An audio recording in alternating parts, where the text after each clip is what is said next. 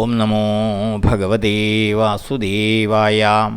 പ്രിയ സജ്ജനങ്ങളെ, എല്ലാവർക്കും നമസ്കാരം.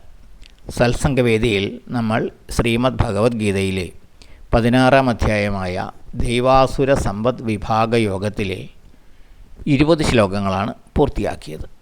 ഇന്ന് നമുക്ക് 21-ാമത്തെ ശ്ലോകം നോക്കാം. ത്രിവിധം നരകസ്യേദം ദ്വാരം നാശനമാത്മനാ കാമക്രോധസ്തഥാ ലോഭ തസ്മാദേതത്രയം ത്യജേത്. ആത്മന നാശനം, ആത്മനാശത്തിന് കാരണവും, നരകസ്യദ്വാരം, നരകത്തിലേക്കുള്ള വാതിലും, ത്രിവിധം ഇതം, ഈ 3 കാര്യങ്ങളാണ്. കാമ ക്രോധ തഥാ ലോഭ, കാമവും ക്രോധവും അതുപോലെ ലോഭവും. തസ്മാത്, അതുകൊണ്ട്, ഏതത് ത്രയം, ഈ 3 കാര്യങ്ങളും, ത്യജേത്, ത്യജിക്കുക.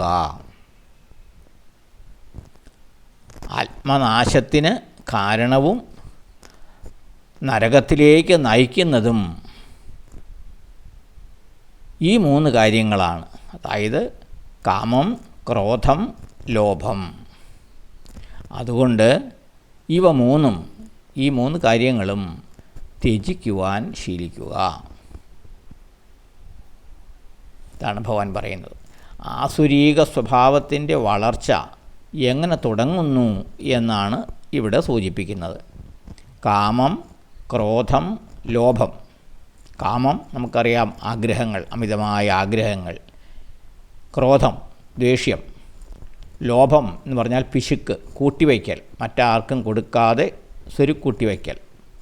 ഇവ 3 വർദ്ധിക്കുന്നതോടെ ആണ് ആസുരീക പ്രകൃതി ഒരുവനിൽ വളരാൻ തുടങ്ങുന്നത്. നാശത്തിലേക്കുള്ള വാതിലുകളാണ് ഇവ. ആത്മനാശത്തിലേക്കുള്ള വഴികളാണ്. ആഗ്രഹങ്ങൾ പൂർത്തീകരിക്കാനാകാതെ വരുമ്പോൾ ക്രോധമുടലെടുക്കുന്നു. പിന്നാലെ മറ്റ് സകല താമസിക ഗുണങ്ങളും കടന്നു വരുന്നു. ആസുരീക ഭാവം വളരുന്നു. അതുകൊണ്ട് ബുദ്ധിമാനായ ഒരുവൻ തുടക്കത്തിൽ തന്നെ ഈ വൈരികളിൽ നിന്നും വിട്ടുനിൽക്കുവാൻ പരിശീലിക്കണം. അതിനാദ്യം ചെയ്യേണ്ടത് ആഗ്രഹങ്ങളെ നിയന്ത്രിക്കുക. അമിതമായ ആഗ്രഹങ്ങളെ നിയന്ത്രിക്കുക. നമുക്ക് അർഹതപ്പെട്ടതിനെ മാത്രം ആഗ്രഹിക്കുക. ആഗ്രഹങ്ങൾക്ക് ഒരു പരിധി നിശ്ചയിക്കുക. പിന്നാലെ എല്ലാം നിയന്ത്രണത്തിലാകും. ഈ പരിധിയില്ലാത്ത ആഗ്രഹങ്ങൾ വരുമ്പോഴാണ്, അവയെല്ലാം നിറവേറ്റാനാകാതെ വരുമ്പോഴാണ് ക്രോധം ഉണ്ടാകുന്നത്. അതിന് പിന്നാലെയാണ് ബാക്കി ദോഷങ്ങളെല്ലാം ഉണ്ടാകുന്നത്. അതുകൊണ്ട് ഈ ആഗ്രഹങ്ങളെ നിയന്ത്രിക്കുക, അവയ്ക്ക് പരിധി നിശ്ചയിക്കുക. പിന്നെ എല്ലാം നിയന്ത്രണത്തിലായിക്കൊള്ളും. അല്ലെങ്കിൽ ആത്മനാശമാണ് ഫലം. സമ്പൂർണമായ ഒരുവൻ്റെ നാശത്തിലേക്കാണത് നയിക്കുക. ആസുരീക ഭാവത്തിൻ്റെ വളർച്ചയുടെ ഏത് ഘട്ടത്തിലും തിരികെ വരാൻ സാധിക്കും. അതിന് ഇച്ഛാശക്തി വേണം എന്ന് മാത്രം.